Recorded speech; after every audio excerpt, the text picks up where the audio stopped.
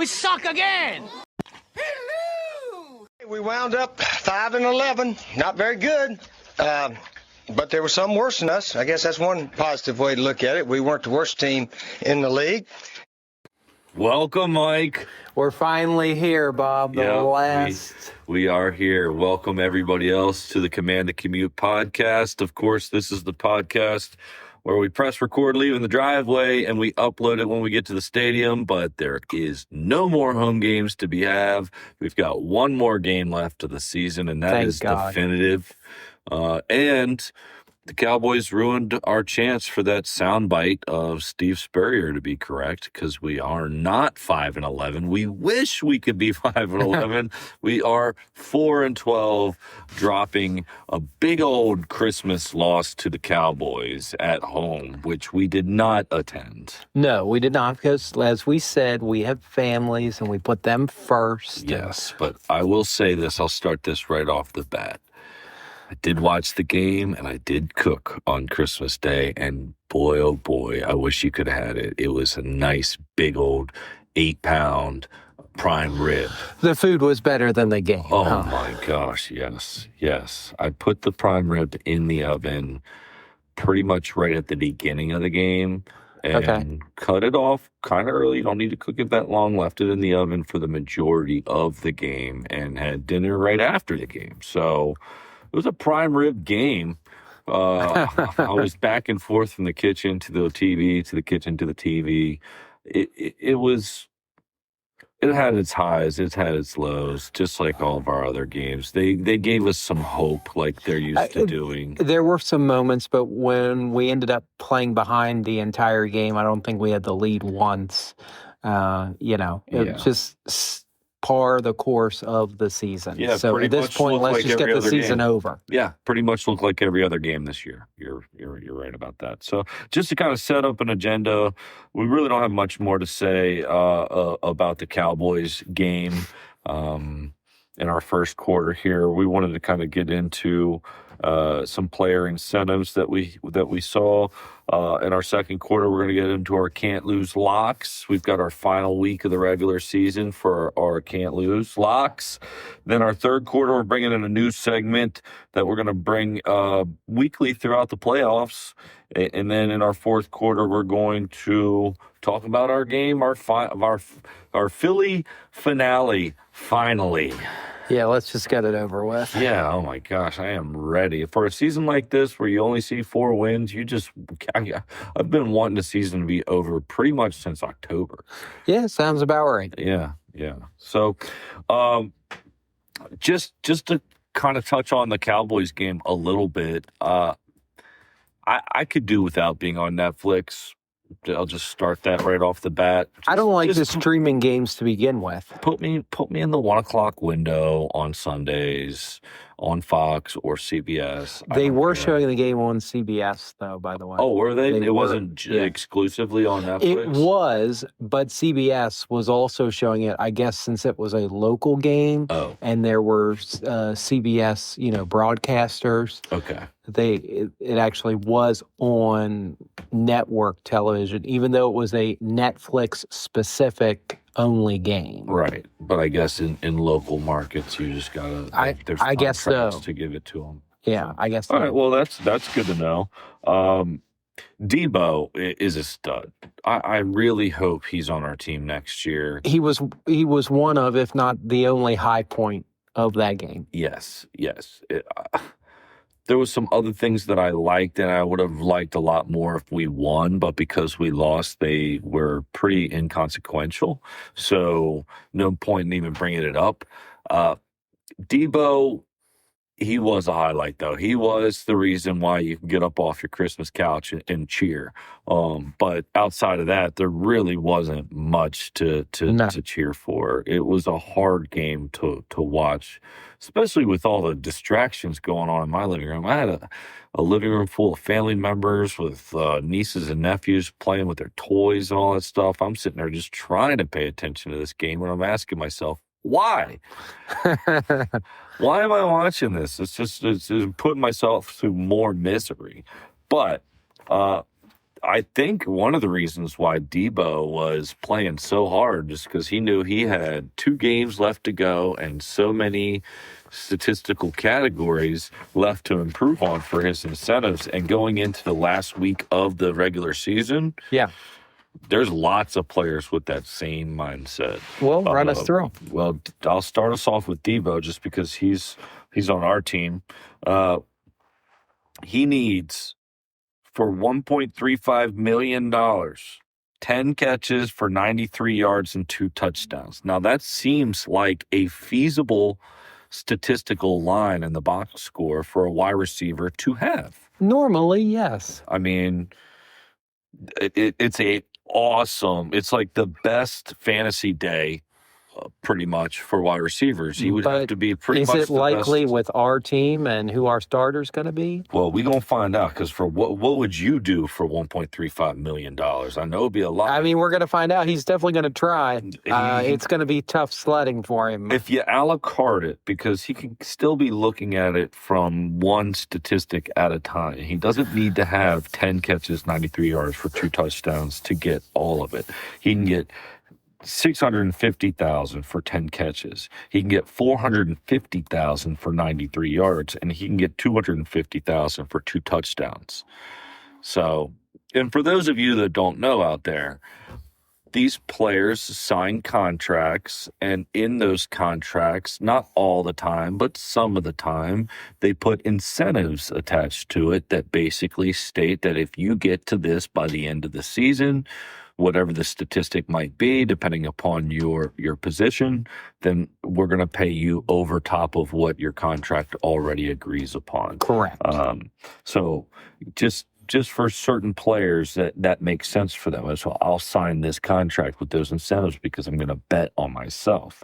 So this is that's a big one for him tomorrow. I'm going to be curious how much it might be seeming like our offense or our quarterback is trying to force him the ball.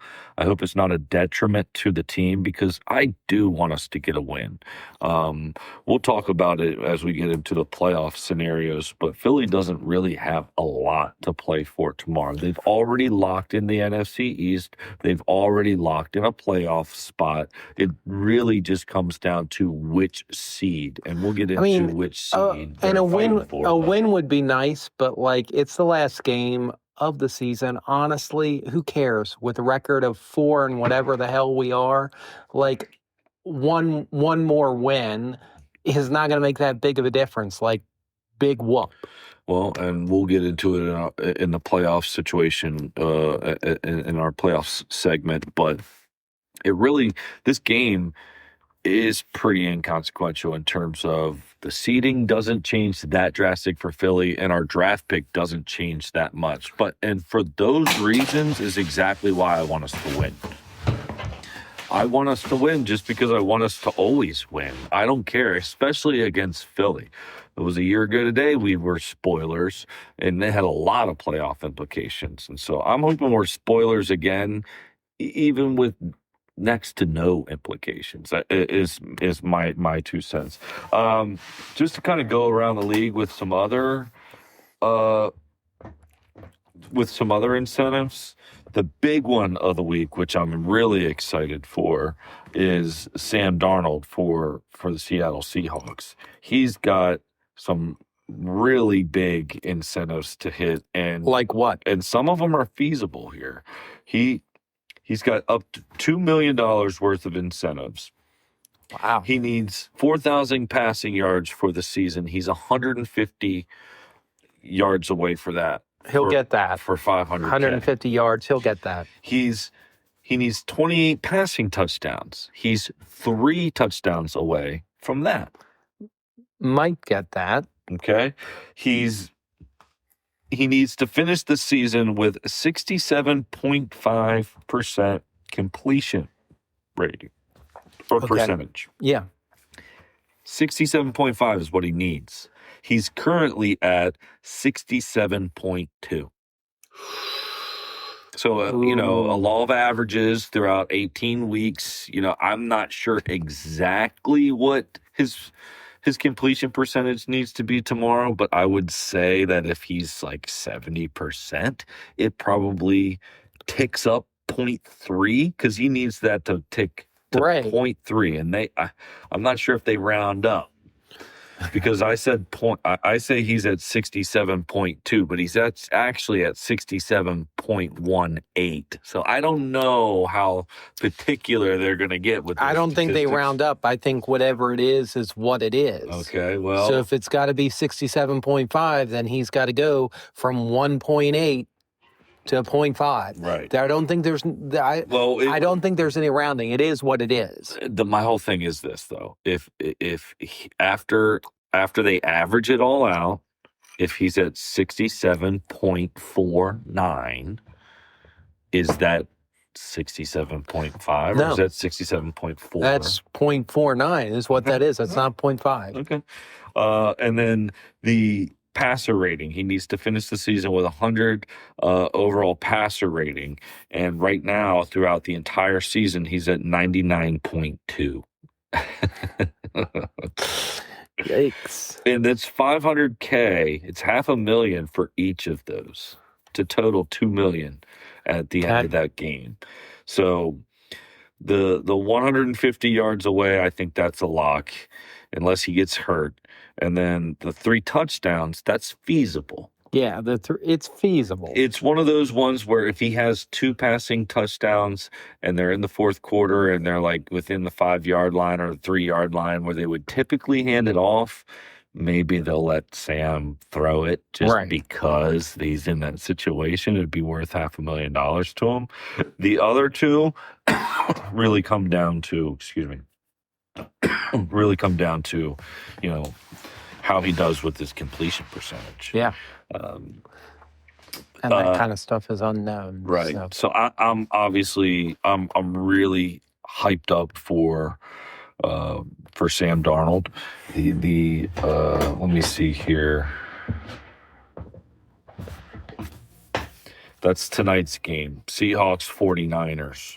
So I'm really pumped for that game. That's got a lot of implications, and that looks like it's going to be really good. And another little tidbit that has nothing to do with incentives or anything else, but your boy Brock Purdy, he's on fire. Have you noticed that? I mean, he looked good. He had 5 touchdowns last week. He looked great. This is a guy where I was kind of looking in, and you tell me your perception of Brock Purdy, because he's way out of our market, right? We don't know nothing about what happens on the West Coast or what any of those people think about him. But from over here, I always just kind of viewed Brock Purdy as like an Alex Smith kind of a quarterback, just a game manager. He doesn't have the biggest arm. It's not the strongest arm. He's not uber mobile. He just does everything right, doesn't turn the ball over. Doesn't seem to be the long-term guy. I don't know, because there's a lot of teams that can really build around just pure efficiency. He's not putting himself into much risk. Not going to get hurt. The game that he plays, and he can just manage the players and get it to the playmakers on offense. That's really what you want your quarterback to do. Now, if you have a Mahomes or a Jackson or a Allen, or if you have one of these other guys that's also the biggest playmaker on the team, then that's great. But Purdy, I always looked at as just this game manager, but last week, he didn't look like a game manager. And the week before, he didn't look like a game manager either, because he's on fire right now. I mean, I know last week's game was a hell of a game. I watched parts of it. I didn't watch the whole thing. And I had mentioned on the last pod that I had watched Sam Darnold and really, for the first time, thought, man, this guy can really play. Like, he's legit. He's not. We talked about Minnesota maybe having buyers or seller's remorse and getting rid of him. Well, they are looking for a veteran quarterback guy here. I mean, They had one. I don't know why they let the guy go. He seemed like he was like their Jared Goff. You know what I mean? Right. So I don't know. Back to the incentives. Just a couple of the other ones that I wanted to kind of go through. And right now we're recording this podcast Saturday afternoon in the middle of the Bucks-Panthers game. Let me tune in here. Let me just put on the stats real quick and see if he got it. Nope, he doesn't got it yet.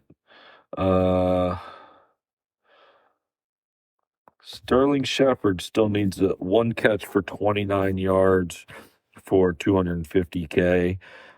Tony Pollard, he's within reach tomorrow. He needs 66 rushing yards for $1,100 for the year. That gets him $250,000.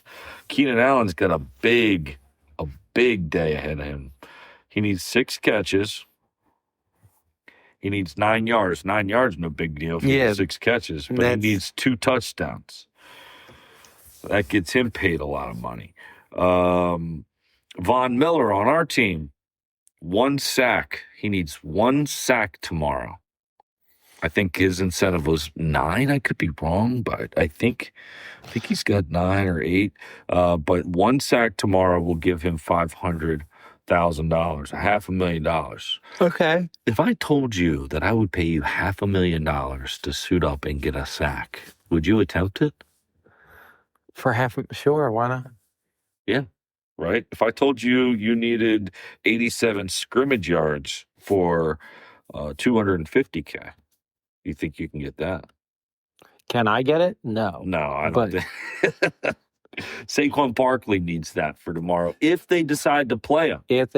Which I think is worth a conversation. Do you think when the coach is contemplating sitting his starters for the playoffs, do you think that there's a conversation that's had between there should be the coach and the player to say, hey, I'm going to rest you for the playoffs, and the player sitting there like, I just got off from my agent and he told me I need 87 scrimmage yards for $250,000 and you're going to bench me? You're stealing it from me, because 87 scrimmage yards for Saquon Barkley seems like he can do that in like the second quarter. Right. By the second quarter. Right. So I mean, if there's not a conversation about those kind of things, there should be, because if I were any player, I would want to at least attempt to get those milestones at least for the first half. Right. Like give me a shot. Like if it's within striking distance here and I can rest for the second half, please, coach, let me try. We'll see. Previous player, John Allen, he used to be on our team. You know, he's only got 3.5 sacks this year. Now, out of the D tackle, you're not seeing a lot of D tackles get up to like 15 sacks like you're seeing these DNs get, like the Watts of the world. But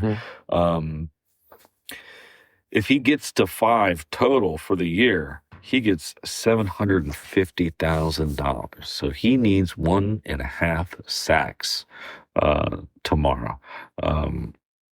So I'd be curious if he gets that. But that's all I got for the player incentives. I just thought I always like tracking that. There's probably a few that I missed. I mean, they're all over the league. Yeah, I mean, I think on every team you'll find somebody that. I was deep diving into the player incentives. It does seem like there's some teams out there that really like structuring their contracts around the player incentives, and then there's a lot of teams out there that have none. So they're like no. There's either teams that depend on the incentives, and then there's teams that like, no, we don't really do the incentives. You get paid to play wide receiver. We don't really, you know what I mean? Interesting. Every organization's different. Everybody structures their cap differently. Everybody goes around their contracts differently. And I am not smart enough to deep dive into the finances of the NFL to figure out, dead cap versus what hits what. And, that goes over my head to a certain extent. And I think it goes over. You really need to have a master's degree in multiple things. Well, some teams are paying so much in, dead money for, ex-head coaches and stuff. Yeah, so. There's certain teams that should be going back to school Yeah. for all that. The only other thing that I had for our first quarter here that I wanted to just touch on real quick was just hats off to old man Rivers, who seems like he's played his last game. We've said that before 5 years ago, but it's a done deal now. It's done. It was fun. I think it was one of my favorite storylines of the It would have been season. nice if he got the win. Yes. You know. But he played better than I thought. And we had talked a couple podcasts ago about what we think this does for his Hall of Fame, his legacy. You know, he didn't give Indy a chance to, you know, win a Super Bowl. No, but I mean, they were already sort of imploding. Yeah. So talk about an all-time implode. So he can't be held responsible for the end result of that team because he was brought in to at least attempt to salvage. But if it didn't happen, it was like no big deal. You know, there really was no pressure on him. Right. He finishes 2025 with 3 games played. He went 58 for 92, 63% completion percentage there, 4 touchdowns, 3 interceptions. And you could really see the arm strength in a lot of his games there. When he was throwing it deep, his deep ball was 33 yards down the field. Yeah. It really didn't get much farther than that, especially with his old sidearm. But it was fun watching him play. It was fun seeing him back in the spotlight. But with that being said, I think we should get on to our picks.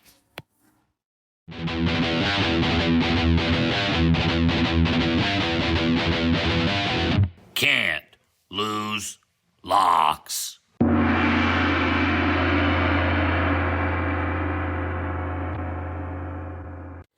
right, let's get into our picks. I'm just going right into it. Yeah, man. We're not going to preamble this yet. Yeah, I'm with you. I'm really curious how you've been, because everybody that's listens to each podcast, last couple of weeks didn't really make sense by the time we put out the pod for us to make our picks. But I'm curious. So, what's your overall record for the season? My overall record right now is 157 and 99 if I have everything totaled up correctly.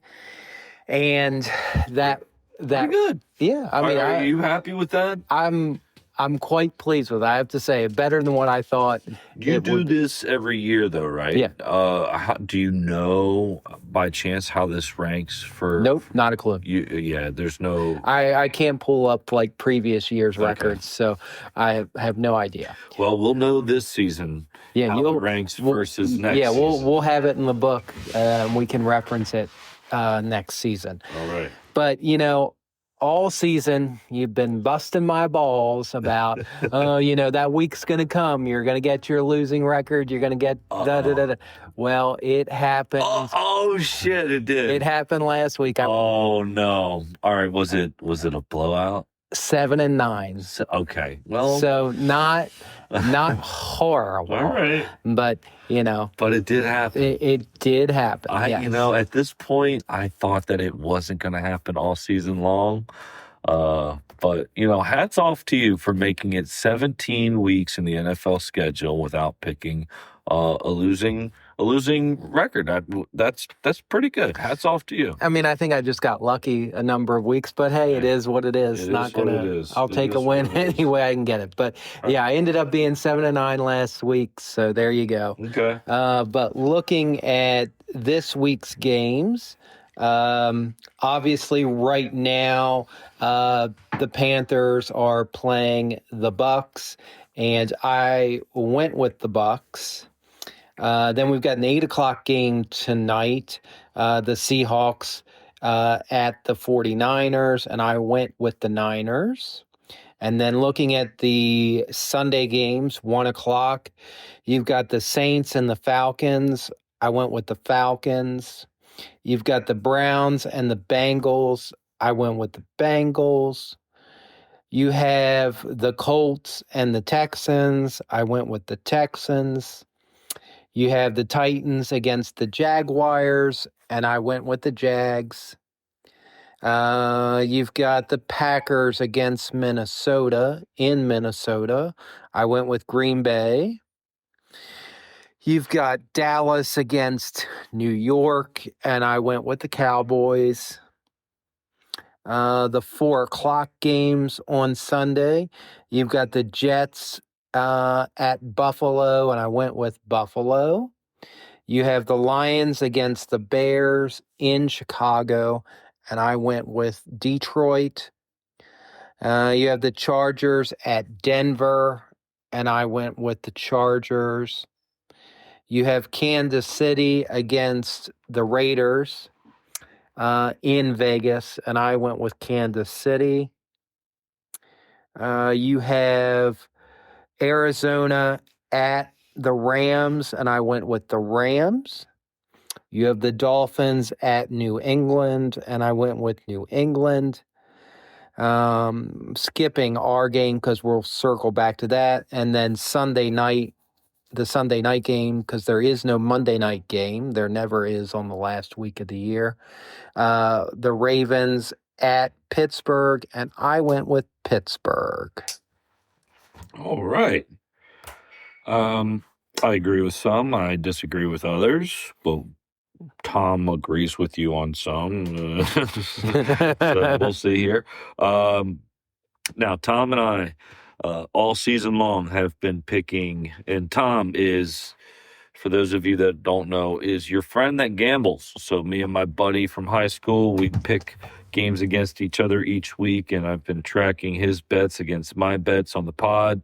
So I'm within striking distance here going into the final week of the regular season. Well, that's good. My regular season, our season record will end with the regular season, and we will start anew with the playoffs, with a new structure to our betting. Makes sense. But we go an over and under, a favorite and an underdog against the spread. I am 36, 31, and 1 push on the season, and Tom is 39 and 29. So 3, 2.5, depending on how you play that tie. Maybe that tie makes it 3.5. I'm not sure, but I'm within striking distance, but I need a good week of picks against Tom's week of picks. Right. I'm just happy I'm also in the green. So if I bet every single one of my bets this year, I'd be in the plus on the money wise. And so would Tom, obviously. He's 10 games up. I went Seattle minus 2.5. I went Pittsburgh plus 3.5. I went Carolina, Tampa Bay over 43.5, and Tennessee, Jacksonville under 47.5. And as I'm looking at those bets, and I'm looking at the live score of the Panthers-Bucks, I think it's like 13-7. Yeah, it's 16-7. Oh, okay. 11 minutes left to go in the fourth quarter, and I bet the over on that. And it looks like that's not going to hit unless there's a really exciting fourth quarter here. Tom went Bills minus 7.5, Lions plus 3, Arizona, Rams over 46.5. And this was just the surprising one to me I was confused with. Chargers, Denver under 37.5. Oh, really? I can't figure it out. Are they they're at Denver? Is it snow? Is it going to be snowy? I don't know. I'm not a weatherman. Yeah, I don't know either. But Or they are in Denver, but those two offenses, unless there's a weather factor in there, that over under at 37.5 with those two offenses, because they're both still playing for something, right? In terms of playoffs, if nothing else, seeding, right? I'm glad that you asked, Michael, because our new segment that is not named, but we'll just basically just call it our playoff segment, is up next.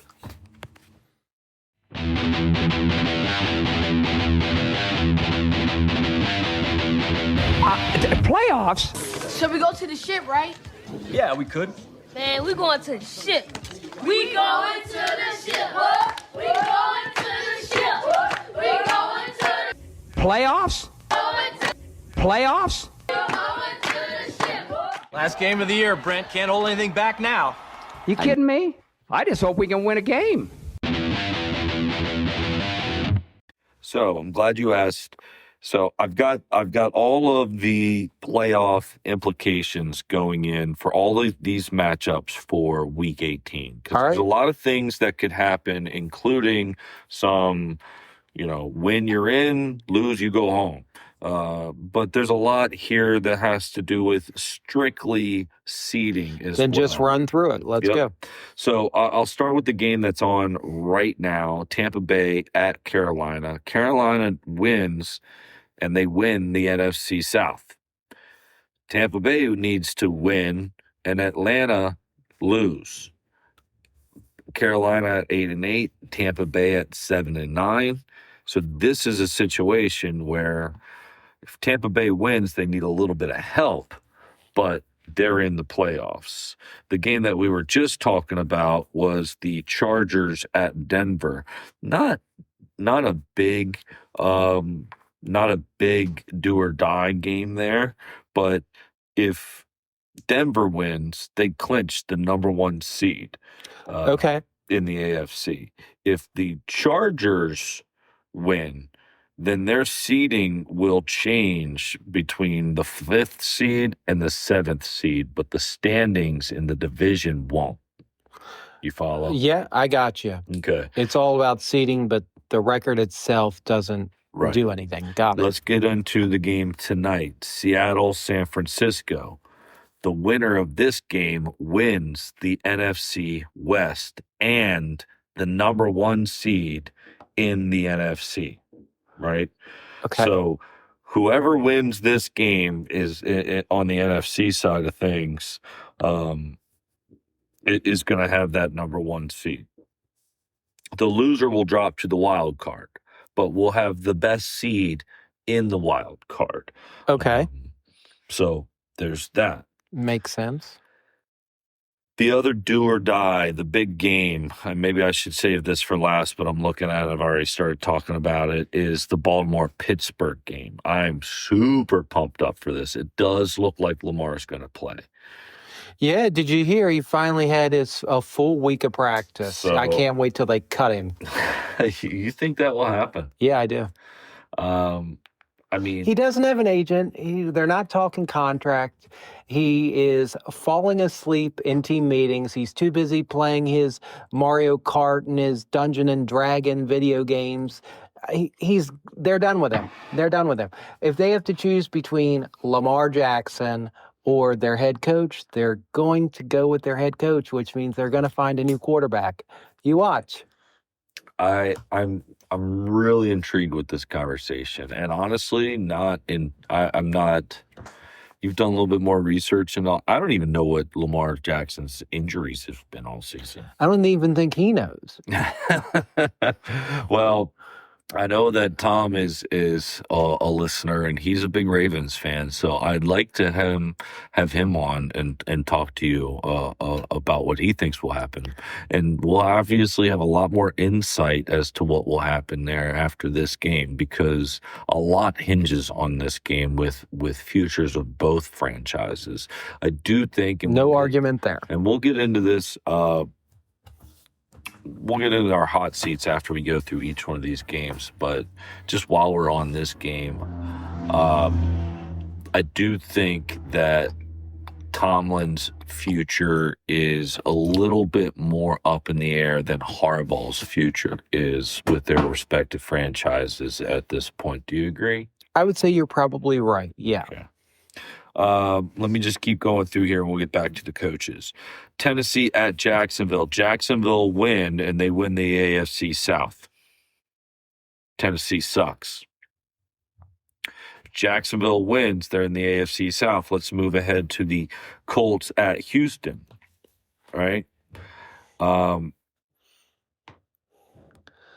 Well, the Colts were with eliminated. Houston, So they win, and Jacksonville lost. They win the AFC South. A loss, and they still make the playoffs. All right? Okay. So Houston's in. Right. But it just, their division is still up in the air, depending upon who goes where, between Jacksonville and Texans. Jacksonville at 12-4, Texans at 11-5. Both surprising records. I think a lot of people had the Colts pegged to win that division. I think a couple people might have picked Houston to win that division. Not many people were picking the Jaguars. But neither here nor there. Moving on, Miami at New England. Of course, Miami's got no playoff implications there. The Pats have already won the AFC East. This game really just comes down to if they win and Denver loses, they have the number 1 seed. If they lose, worst case, New England only drops down to the number 3 seed in the AFC. Okay. Good. We already talked about the Chargers in Denver. Rams, Arizona. Rams are in. Rams can only either be the 5th or the 6th seed. Okay. Similar situation with the Bills-Jets game. 6th or 7th seed the Bills are in. The Bills are the scary wild card team because they're the team in years past that's typically up there in the top 3 seeds. Yeah, and typically getting a bye, typically fighting the and they're like Chiefs. 11-5, right? Right? No, the Bills are. Yes, you're right. The Bills are 11-5. But the Patriots are the sneaky good team in the AFC. It's crazy that an 11-5 13-3. team is going to be like a 5th or a 6th seed. Well, the Bills have lost some games that some people didn't think that they would. The Bills can lose games to bad teams. Oh, yeah, no argument. We've seen that all season. So, yeah. All season, but they only have 5 losses. But the losses that they have been not all of them, but some of them have been surprising. But they're either going to be a 6th or 7th seed. That leads me to our game, Philly-Washington. The playoff implications are that Philly either is the number 2 seed or the number 3 seed, and some of that hinges on what the Bears do. If they win and the Bears lose, they'll be the number 2 seed. If they lose and the Bears win, they'll be the number 3 seed, but they don't drop to the 4th seed because the 4th seed goes to a division, and they've got a better record than either the Panthers. They've got a better record than either the Panthers or the Bucs. So Okay. they don't really move that much. If we win, and this is where I defer to you, if we win this game, then, and obviously it depends on all the bad teams. We don't look at it from this perspective, but from a draft pick perspective, we're either looking like 6 or 7. 6 or 7, win or lose. Yeah. So, yeah, I mean, I think right now, for my nephews, I think right some now of my cousins' kids that listen to the pod, they'll appreciate the 6 or 7. That goes over my head, but it's worth saying that we said it. So I don't mind having the 6th or the 7th. I think we're sitting at 7 right now. I'll take the 7. Look, but it doesn't matter to me, 6 or 7. give us the win. Just give us the win. I want to play spot. I never want. Look, you think we're going to win? You really think we're going to win tomorrow? No. Okay. Go with that. I don't think we're going to win. There's been nothing to lead me to think we could win. But it's any given Sunday. This is the NFL. Any team can win. And True, but not going to be tomorrow. So, okay, but I'm not allowed to say that I hope we beat the Eagles that are sitting all their starters and have nothing to play for, basically. Because when I said earlier in the pod that this was inconsequential, it's looking like they either have the 2nd seed or the 3rd seed, and it looks like we either have the 6th draft pick or the 7th draft pick. Win or lose or tie, pretty much. Right. So if those are the difference makers leading into this game, then just give us the win. Let us win. You guys, the Eagles have all the wins. Let us just get all we're asking for is our 5th win. I would just enjoy seeing it tomorrow. I'm going to watch the game. I'd love to see a win, is all I'm saying. You know what I'm saying? I don't disagree, but I don't think it's going to happen. Well, I'm not saying it's going to happen either, but I can also say that I hope it happens. All right, as we kind of get into our 4th quarter here, which we are going to talk about the Eagles game, whether you like it or not, it will happen tomorrow at 4:25. We will be watching it every play. So we're going to talk about that game and what we think the predictions are going to be. We'll go through who's going to sit and who's not. But before we get into that, I did want to kind of talk about Black Monday. You know, people have heard about Black Friday. If you don't know about Black Monday is quite the opposite. It's when everybody gets canned. Yeah, I mean, it has nothing to do with shopping. they're going to be shopping for new jobs. I guess you're right. In some ways, the coaches that are going to get fired are going to be looking for new jobs, and the teams that fire are going to be looking for new head coaches. So they're going to be shopping. So I guess coaches, coordinators, the whole gamut. Right.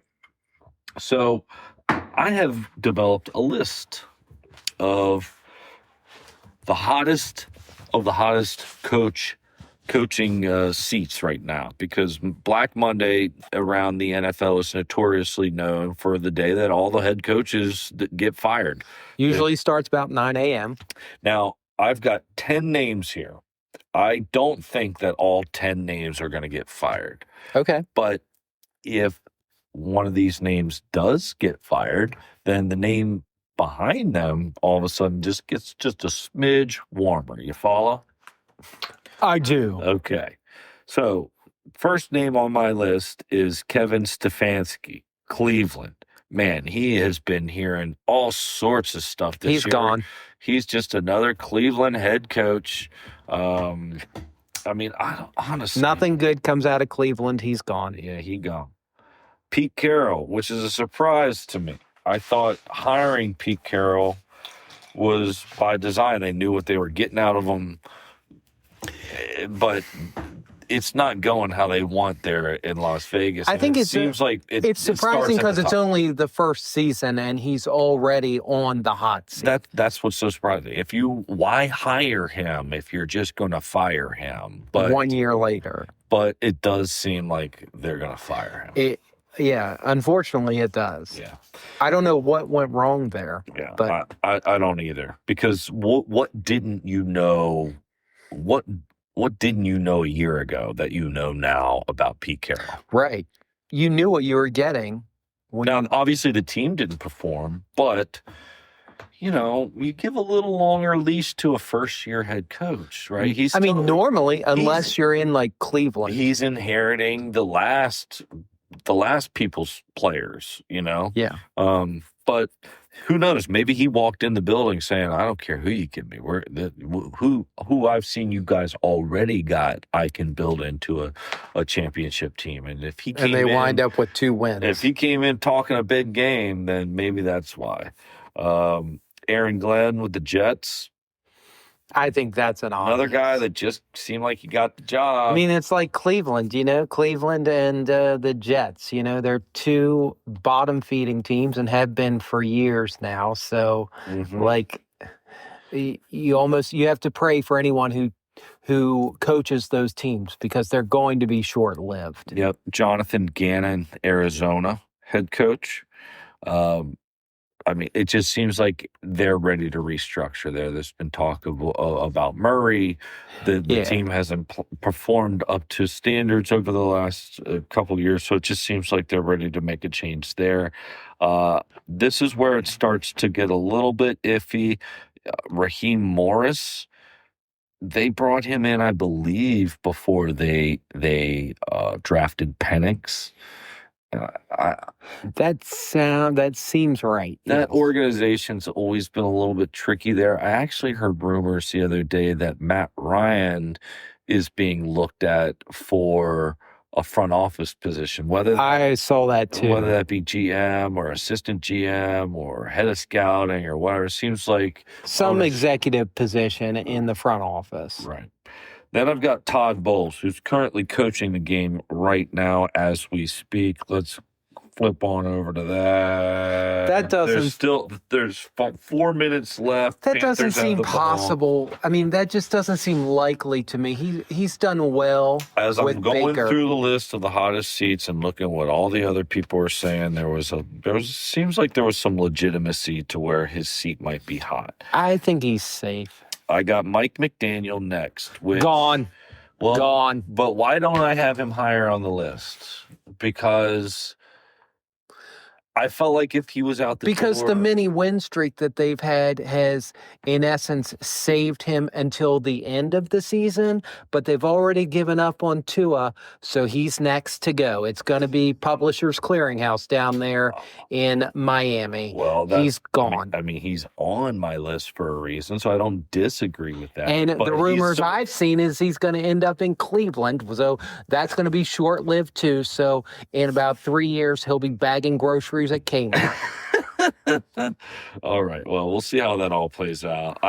You heard it here first. I was just going to say he's so far down. The reason why he's not 1, 2, 3 on this list is because I just felt like if it was an inevitable, he'd already been fired. If they didn't win those, 6 games in a row? Well, if you remember, I called that he would be fired by like week 6. I think I said week 7, but they gave him a mercy till the end of the season because they fired the GM instead. Mm-hmm. So they just postponed his walking papers. He's going to get it. He's gone. Okay. Then I've got Zach Taylor. He's Cincinnati's head coach. Now, a couple years back, everybody was looking at him like, man, this guy's a good coach. Doesn't seem like Burrow's very happy, so there's some turmoil up there. I think that whole division's got some shakeups happening soon. Yeah. But I don't really think he's too much to blame. I did see that his record without Burrow is 7-16. Well, our record without JD isn't much better. So, that's kind of the victim of when your marquee starter is out, you know. Right. I got Mike Tomlin coming in at number 9 spot here. You can't say that his seat's not warm. So it's probably, and I think you said this off air, it's probably the warmest it's been in quite a while. And I'll give you the logic and the reasoning behind it. If we rewind 4 years ago, when the first fans started saying, I'm not sure. One of the first Pittsburgh fans started saying, I'm not sure about Tomlin. We should fire him. And everybody else was like, you're crazy. Who are you going to replace him with? Tomlin's good. Da, da, da, da, well, right? That would be a legitimate question now. Who are you going to replace him with? But hear me out. So 4 years, we're like, you're crazy. 3 years ago, because they finished just one game over 500, right? 3 years ago, you're saying, okay, I can see, but still, he's a good coach. You guys just hit some player stuff. 2 years ago, it's the same way. You're like, okay, well, all right, maybe you guys are maybe you got something here. Maybe this guy is just average, but has a good organization backing him to make him slightly above average. And now into this season, it's kind of like, all right, what's going on with Tomlin? Because it does seem to think that he's a 500 guy, I mean, he played above his potential maybe early in his coaching career, and now he's kind of just playing at his coaching potential. Were we fooled to begin with, and now we've... I don't think we're fooled. Maybe it's just like anything else. When you've been a head coach for one organization as long as he has, 15, 16 years at this point, I think there's inevitably just a point where you just get tired. Well, and I don't know if tired's the right word, but I hear what you're saying. I am going to it does get to a point where the coach has been there so long to where you've run your course. You can't restart here, right? Right. You can do that someplace else and be the same coach you were, which is the 10th name on my list, Andy Reid. He's now, safe. Of everybody that we've just said, obviously this is a 10. There's a little bit of shock value on putting his name at the end there. He did not have the season that he was hoping for. No, it was their worst season in 10 years. But look what he did with Philly.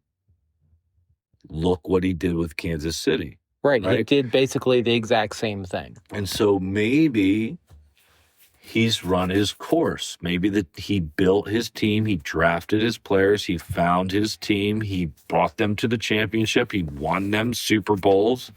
And now it's time for him to go do that same exact thing for another organization. Nobody's saying you're a bad coach, Andy Reid, Mike Tomlin. Right? You've just run your course. You've run your course here. And that logic makes sense. You know what I'm saying? It does. So legitimately. So, could Mike Tomlin pick up and go to the Jets and turn in the Jets to something? Maybe not the Jets, but could Mike Tomlin go to Tampa, maybe, or Arizona, or Las Vegas? But right? to your point, a coach of that caliber is not going to, in essence, waste his talents in the cesspool of Cleveland or the Jets. Okay, you're going to go to another high-dollar, big media market. Well, you're going to go team. where it makes sense for you to go, which is like a Vrabel, right? Like he identified that the job that I want, the job that's right for me, isn't available right now. He didn't even interview with us. Right. Because he was just like, no, that's not for me. You know, I don't want to come into like a new situation, whatever his reasons was, or maybe he just knew from the get-go, I'm a patriot. I just got to let this guy, I forget Mayo, we got to let him go through, and then I can be. Yeah. But it does take the right fit and the right organization. And trust me, like there's these guys out there that are looking at these jobs and ranking them, you know, as the same way that the organization is looking at coaches and saying, I would rather this guy over this guy over this guy. These coaches are saying, I'd rather this organization over that organization over this organization. And rightfully so, yeah. Well, so that's my hot seats. I know some of them are a little bit of a hot take. We did talk a little bit off air beforehand just about the Pittsburgh-Baltimore game. And, you know, you could argue that John Harbaugh is sitting in a similar situation as Tomlin is, but why is his seat not as warm as Tomlin's seat? I don't know, because it does seem like they're similar. Harbaugh has had some more recent success.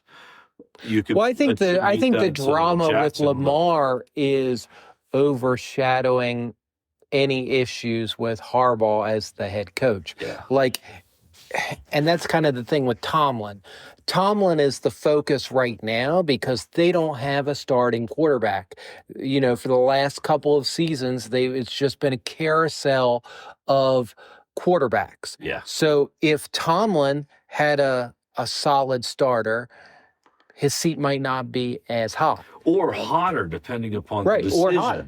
And same thing as I'm saying with Harbaugh. If he picked the wrong quarterback, it'd been hotter. Right.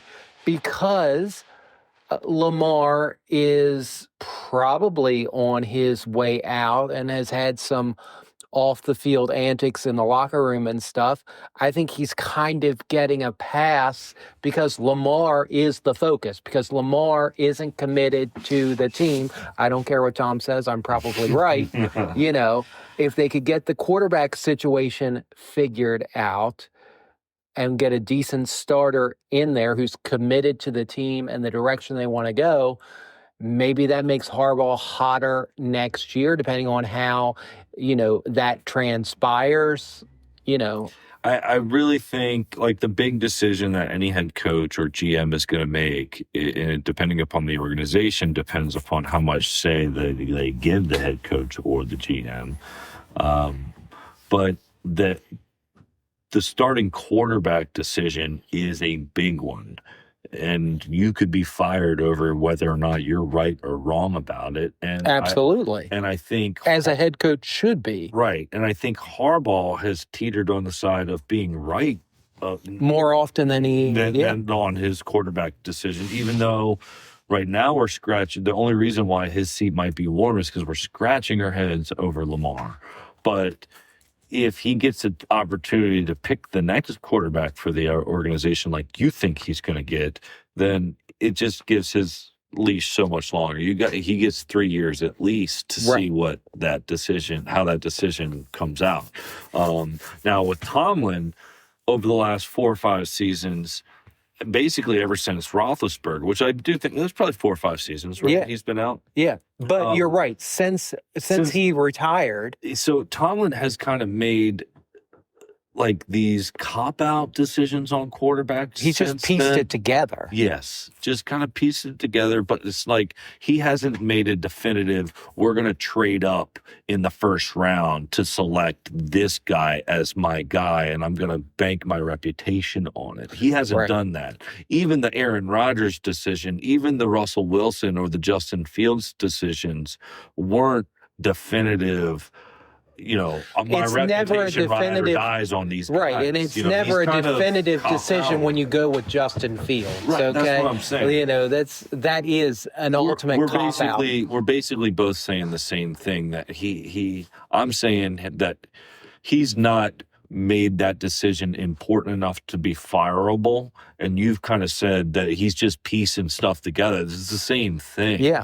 But at a certain point, it's like, how many 9-8 seasons is the Pittsburgh Steelers and their fan base going to put up with? Because they're used to having all the Super Bowls, and they're starting to see all these other teams. Right, and just having an above 500 record is not good enough for them, because all they know, like we've been saying, and like you said, all they know is to win. Where us, all we have known for the past 20 years is to lose. Yeah. So when we have last year was the anomaly. When we have the above average season last year, it's like, oh crap.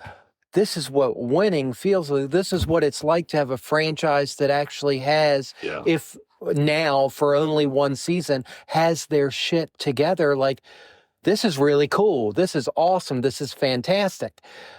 But Steelers and the similar franchises, they're used to winning every year. Yeah. So anything short of an AFC title or an AFC championship game appearance, at least a playoff, is a complete and utter disaster to them. I mean, look at Kansas City. Yeah. Okay?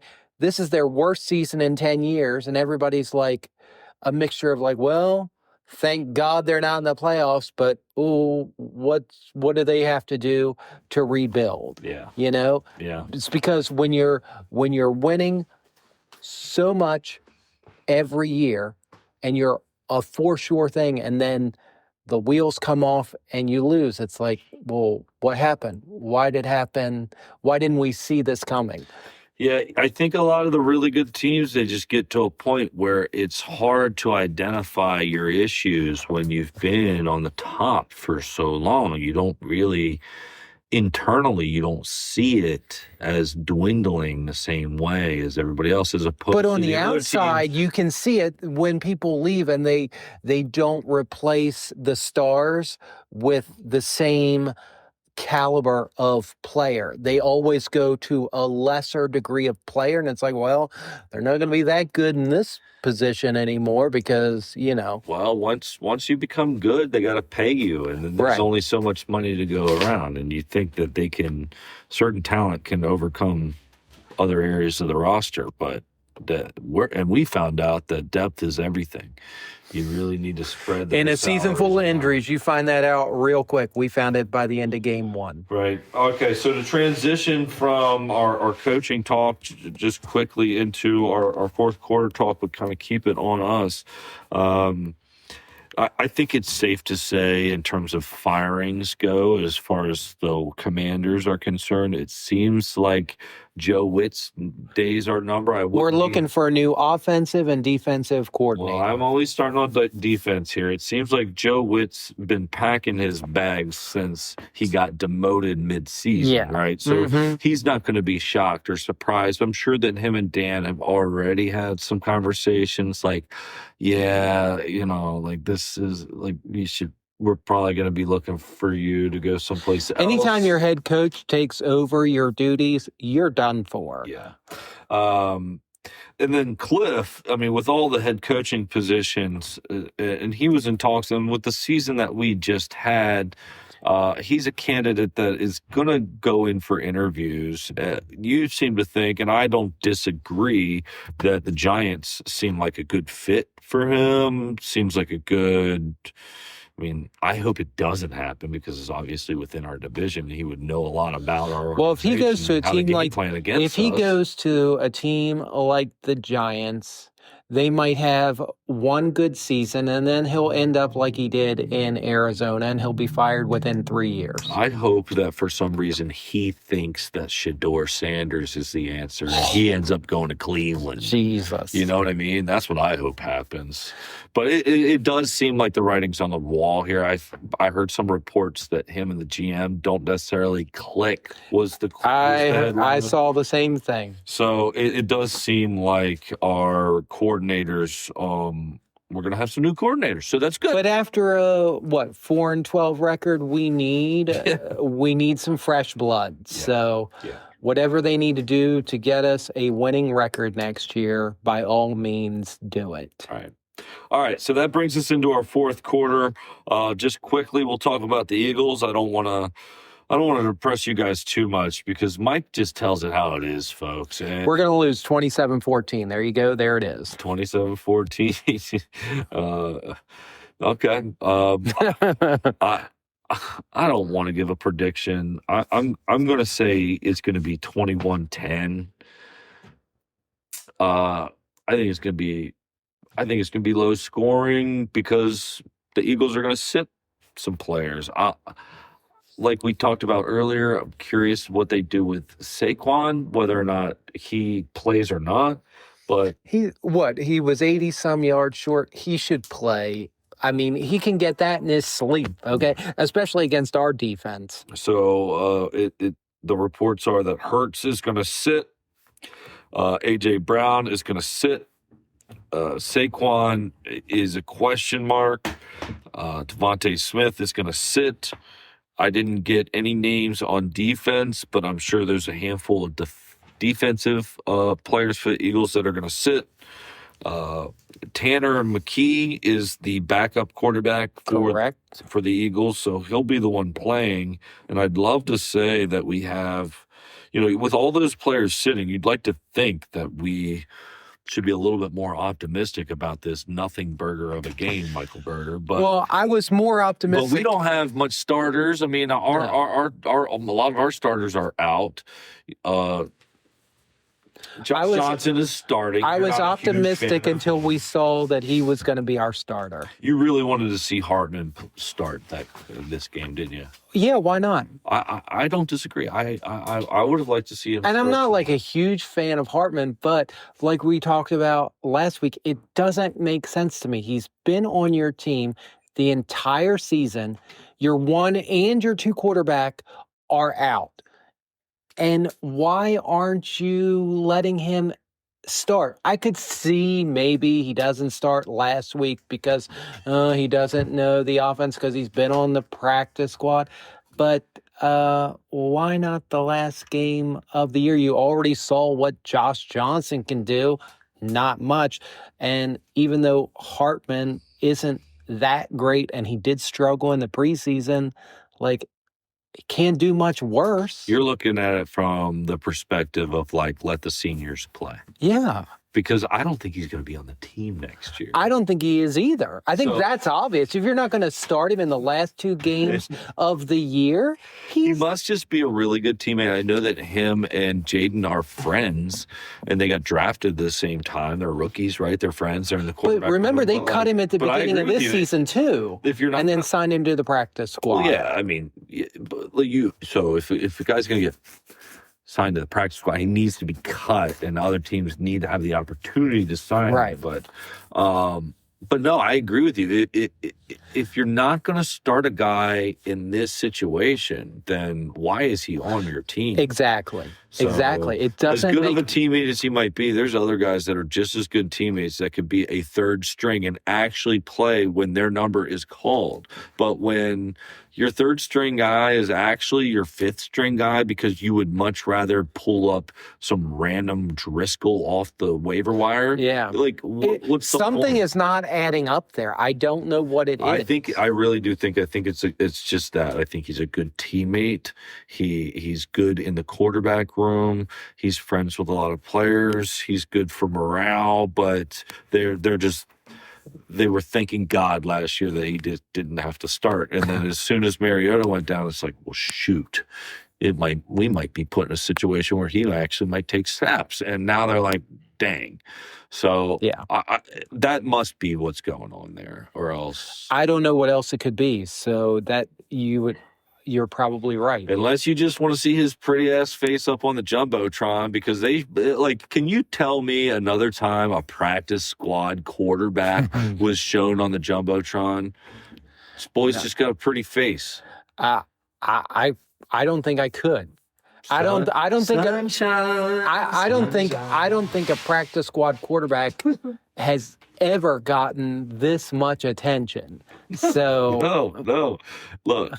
Let the guy become a model if he wants to become a model. If he wants to play football, then and he's on your football team, then he better play football when it's time to play football. That's my point. Yeah, that's my point. So I'm glad for the season to be over. It has been such an exhausting one, and it's not as though we haven't seen 4-win seasons before. It's just with all the hype from last year and being 60 minutes away from the Super Bowl, it has just been one of the more disappointing seasons of my life. And that's saying a lot because we have seen some rough ones. It's just been exhausting. And I know our fan base feels the exact same way that we do.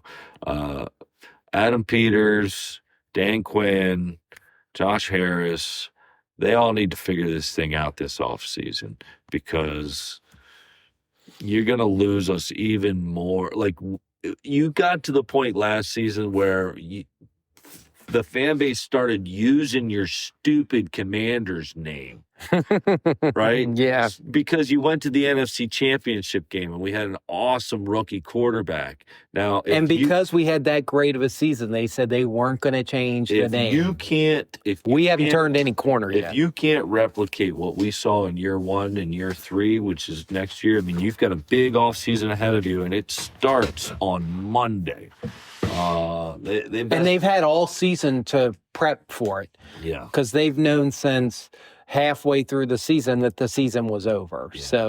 So, all right. Well, I got 21-10. You said 27-14, which I think if I went back and really looked at each podcast and heard your prediction for the score for each game, I think that's your default it prediction could be. Who knows, score. Cry me a river. But I will say we're going to continue to put out the podcast through the playoffs.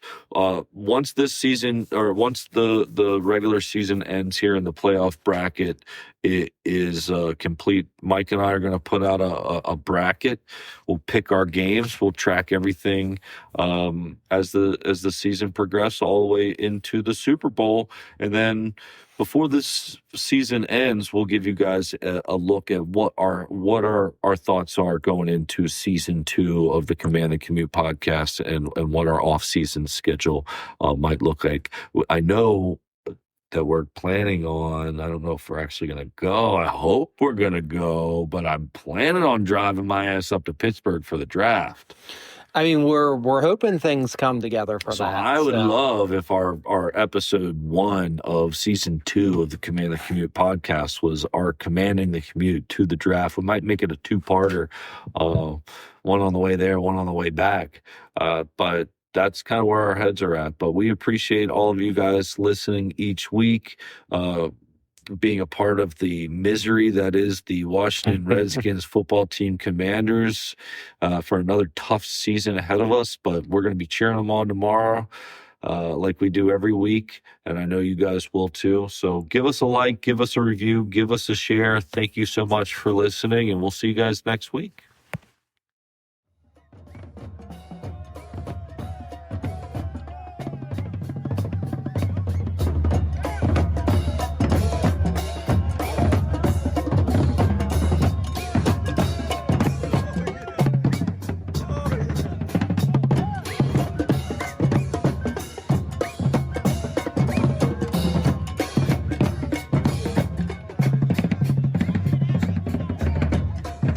Give me a hell yeah!